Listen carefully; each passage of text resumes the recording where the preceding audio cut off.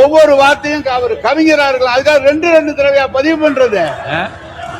ஒவ்வொரு வார்த்தையும் ரெண்டு ரெண்டு தடவை எப்படிங்க ரெண்டு ரெண்டு வரியா பதிவு பண்ணா எத்தனை மணிக்கு இது முடிக்கிறது? அமைச்சர். Introducing Growth Guarantee Homes from MP Developers. Trust forever. இன்னைக்கு காலையில அண்ணன் நேரு அண்ணன் அவருடைய பேச்சு நான் எழுதி வச்சிருக்கேன். 4 நிமிடம் 10 செகண்ட் அவருடைய தலைவரை பத்தியும் அவருடைய சட்டமன்ற தலைவரை பத்தி மட்டும்தான் பேசுனீங்க. மானிய கோரிக்கை பத்தி நீங்க பேசவே இல்ல. நீங்க 4 நிமிஷம் பேசும்போது கேட்டோம்ல, உங்களுடைய தலைவர் வந்துருவாரு, உங்களுடைய சின்ன தளபதி ஆட்சி பிடிப்பார், நீ காலையில நீங்க சொல்லிட்டு இருந்தீங்க. நாங்க அதெல்லாம் பொறுமையா கேட்கிறோம்ல. அப்ப அமைச்சருடைய கனவையும் கேளுங்க. அமைச்சர் மானிய கோரிக்கையில் பேச வேண்டும்.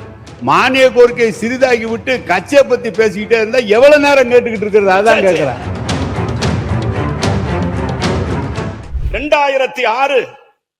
2006 திராவிட முன்னேற்ற கழகம் 96 இடங்களை மட்டுமே பெற்றது. 96 இடங்களை மட்டுமே பெற்றது. காங்கிரஸ் பேரியக்கம் 34 இடங்களை பெற்றது.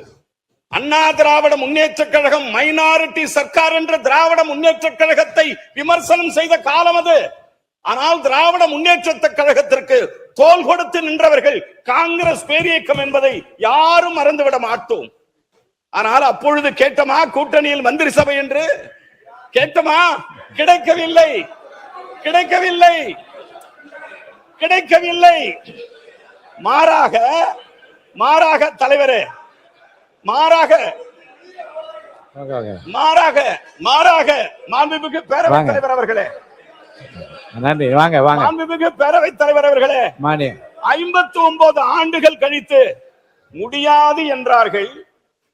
முடியாது என்றார்கள், நடக்காது அரசியல் நகர்வுகள் என்றார்கள், முடியாது என்றார்கள், நடக்காதது என்றார்கள், அரசியல் பகல் கனவு என்றார் சொன்னார்கள், அரசியல் வியாக்கியானம் பேசுகிறார்கள் என்று சொன்னார்கள், மாநிலத்தில் சுயாட்சி, மத்தியில் மட்டுமே கூட்டணி ஆட்சி என்று சொன்னார்கள். விரைவில் எங்களுக்கு கிடைத்தது என்ன ஆட்சி தெரியுமா? 2024 இல்ல ஒண்ணும், அதாவது வரலாறு அவர் சொல்ற விரும்புறாரு. விடுங்க.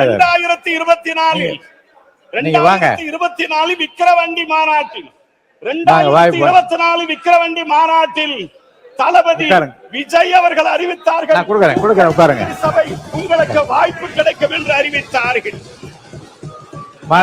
தோழர்களே, அமைச்சர் ஒரு நிமிஷம்.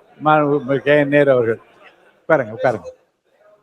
மாண்புமிகு பேரவைத் தலைவர் அவர்களே, மாண்புமிகு உயர்கல்வித்துறை அமைச்சர் அவர்கள் அந்த உயர்கல்வி மானியத்தை விட்டு அரசியல் பேசுகிறார். இருங்க, ஏங்க நான் பேசிட்டு அதுக்கப்புறம் பேசுங்க, சேர்த்து பேசுங்க. நீங்க முடியாது என்கிறார்கள், தர முடியாது என்று சொன்னார்கள். தரன்னு சொல்லிட்டு ஏமாத்தினாதாங்க தப்பு. தரன்னு சொல்லி நாங்க ஏமாத்தினாதான் தப்பு. நாங்க தர முடியாது, தனிச்சு நிப்போம்னு சொல்றோம். நீங்க என்ன கூட்டம் என்னமோ அங்க பக்கத்துல இருந்து பேசும்போது தர முடியாது என்று சொன்னார்கள், வாய்ப்பில்லை என்று சொன்னார்கள், பார்க்க முடியாது என்று சொன்னார்கள் பேசு. என்னங்க அது? ஒவ்வொரு வார்த்தையும் அவர் கவிஞரார்கள் அதுக்காக ரெண்டு ரெண்டு தடவையா பதிவு பண்றது? ஒவ்வொரு வார்த்தையும் ரெண்டு ரெண்டு தடவை எப்படிங்க? அமைச்சர், நீங்க ஒரு ரெண்டு ரெண்டு வரியா பதிவு பண்ணா எத்தனை மணிக்கு இது முடிக்கிறது? அமைச்சர். ஆமா அமைச்சர், தமிழக அரசியல் வரலாறு எல்லாருக்கும் தெரிந்ததுதான். அதை நீங்க திருப்பி அதை சொல்ல தேவையில்லை. மானிய கோரிக்கைக்குள்ள வாங்க. பொதுப்பணித்துறை அமைச்சர். மாண்புமிகு பேரவைத் தலைவர்களே, பொதுவாக மானிய கோரிக்கை முன்பு ஒரு அறிமுக உரையை அவர் கொடுப்பாங்க எல்லா அமைச்சர்களும். இன்னைக்கு காலையில அண்ணன் நேரு அண்ணன் அவருடைய பேச்சு நான் எழுதி வச்சிருக்கேன். 4 நிமிடம் 10 செகண்ட் அவருடைய தலைவரை பத்தியும் அவருடைய சட்டமன்ற தலைவரை பத்தி மட்டும்தான் பேசுனீங்க. மானிய கோரிக்கை பத்தி நீங்க பேசவே இல்ல. அதாவது ஒரு துணைத் தலைவரா இருக்கிற நீங்க ஒரு மானிய கோரிக்கை பத்தி பேசும்போது 4 நிமிஷம் 10 செகண்ட் சொல்லும் போது ஒரு அமைச்சர் 59 வருஷ கனவை அவர் சொல்லிட்டு இருக்காரு. அது திமுக பத்தி அவர் எதுவுமே பேசல, திட்டவும் இல்ல. இது அவருடைய உரிமை. அத நீங்க 4 நிமிஷம் பேசும்போது கேட்டோம்ல, உங்களுடைய தலைவர் வந்துருவாரு, உங்களுடைய சின்ன தளபதி ஆட்சி பிடிப்பார், நீ காலையில நீங்க சொல்லிட்டு இருந்தீங்க. நாங்க அதெல்லாம் பொறுமையா கேட்கிறோம்ல. அப்ப அமைச்சருடைய கனவையும் கேளுங்க. 59 வருஷம் கனவு அது. நீங்க கொடுக்கல. எங்க தலைவர் அவங்களுக்கான அதிகாரத்தை கொடுத்து ஒரு ஆட்சி உருவாக்கி இருக்காரு. அதுதான் தமிழ்நாட்டுடைய வெற்றி, தமிழ்நாட்டோட வரலாறு. திமுக 75 வருஷமா யாருக்கும் அதிகாரம் கொடுக்கல. நாங்கள் ஜனநாயக பூர்வமா எங்க தலைவர் எல்லாரையும் அதிகாரத்துக்கு கொண்டு வந்திருக்கார். இதுதான் பெரிய மாற்றம். அதை சொல்லிட்டு இருக்கட்டும், இதுல என்ன தவறு? மாண்புமிகு கே என் நேரு அவர்கள். பேரவைத் தலைவர் அவர்களே, நீங்க கொடுக்குறேன்னு சொன்னீங்க, கொடுத்தாங்க. நான் அதெல்லாம் ஒண்ணு சொல்ல.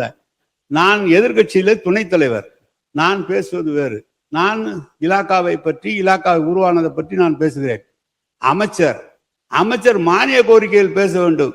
மானிய கோரிக்கை சிறிதாகி விட்டு கட்சியை பத்தி பேசிக்கிட்டே இருந்தா எவ்வளவு நேரம் கேட்டுக்கிட்டு இருக்கிறது? அதான் கேட்கிறேன்.